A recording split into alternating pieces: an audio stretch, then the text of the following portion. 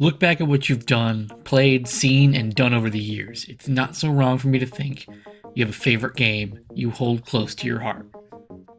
With the theme we're trying to bring forward being about finding one's inner self, it's important that you find what helps you feel happy. And with me being a video games enthusiast, I think that's the topic we'll stick to. What, you thought I was going to be original about something? Maybe later. There's a charm involved with picking up a new video game and experiencing it for the first time. Discovering the layout, the combat, puzzles, gunplay, mechanics, and more, it's even better when the game leaves a lasting impact. It's at its best when that game turns into a favorite title. It happens a few times, and having just one favorite game is possible, but likely improbable. We have different moods, and with numerous genres at our disposal, it's unfair to limit ourselves to just one. I know I couldn't justify it, and hell, I've got several in just one genre. With everything shifting in our head or when life hits hard, it's comforting to know that our favorites are right within reach. Things we can enjoy with our loved ones, either by playing with them or by helping them experience things for the first time. Sometimes, there's no greater joy than watching someone beat a part you struggled on, or laugh at them as they're stuck in the similar situation you got stuck in. It's fascinating to see the different varying levels of speed someone might beat one part and then suffer through the next. Have you ever introduced someone to a game or watched their experience, even partially? I can't pretend I've kept secrets here. It's probably pretty obvious what my favorite game is, though surprisingly, it's two of them. One we've talked about already in the first part of this season, The Legend of Zelda: Ocarina of Time. A pure masterpiece of its time and a key part of my childhood. Much like my initial attempts at reviewing games I beat on the channel back in 2014 to 2015, I intend to give a nice long look at Ocarina when the time is right. To play it again, to experience the wonder all over once more. The other game? The Legend of Zelda: Skyward Sword. That's right. The Legend of Zelda: Skyward Sword. With some of the best dungeon designs, amazing art style that finally saw a much-needed improvement lately with the Switch release, and a heartwarming tale of heroic deeds and blossoming love, it's hard not to keep this one close to my chest. Skyward came out in November of 2011. 2 months prior, I had just started dating a young blonde girl who just so happens to be Mrs. Boss now. I'd met and started my relationship just as Skyward Sword came out, and what do you know, the game teased a deeper connection than ever before on our lazy hero and bold maiden of the sky.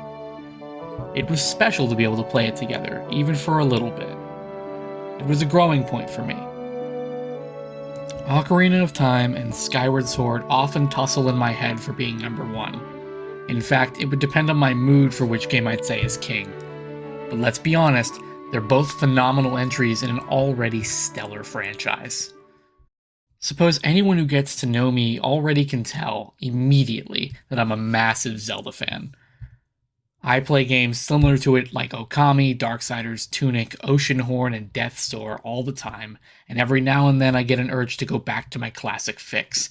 Hell, on a recent live stream during our Vampire the Requiem game, I was playing the original Legend of Zelda on my Switch. ADHD makes it hard to focus on just one thing, okay? Look, my friend Ace of Wand Designs called it hyper attention fixation, a desire to do like multiple things, but not being able to focus on all pieces. Or being able to focus on all pieces. Sidetracked.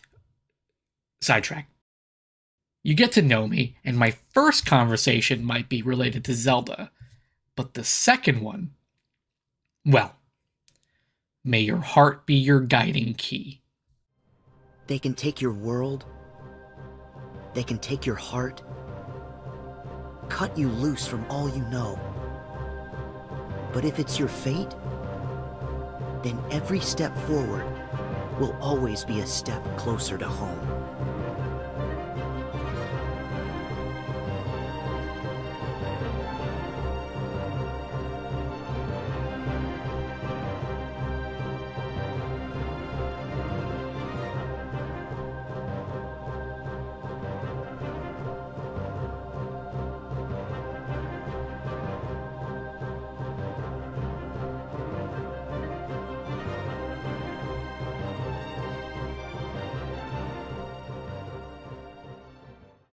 Kingdom Hearts.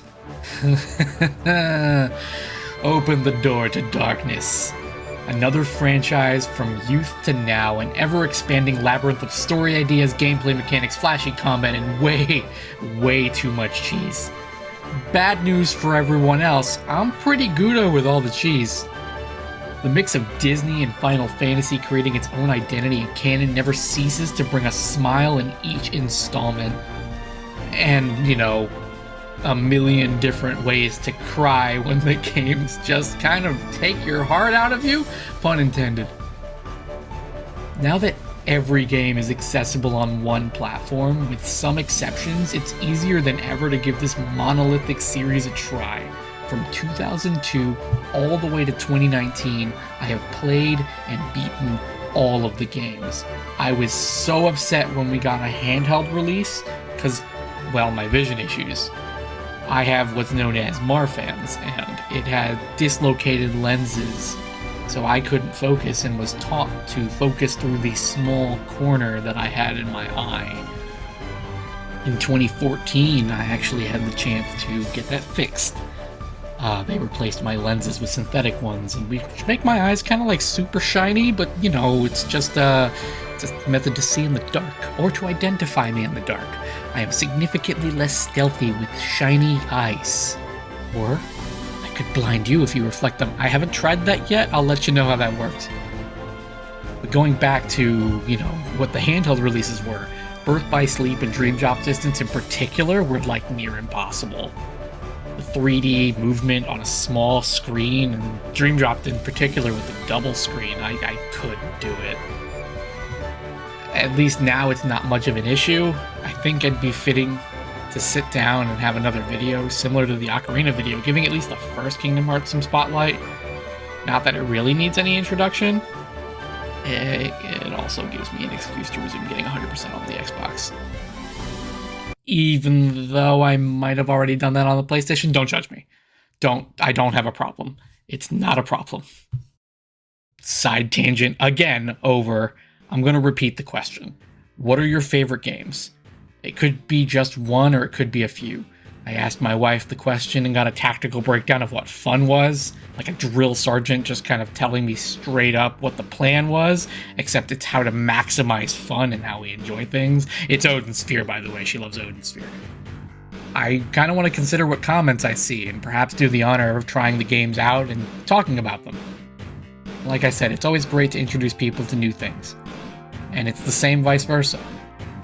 Most importantly, remember, it's okay to relax and give yourself an escape from your darker thoughts. You need time to function as a human. The world itself is dark enough. Go have some fun, and hey, try a new game out for me, will you? Later!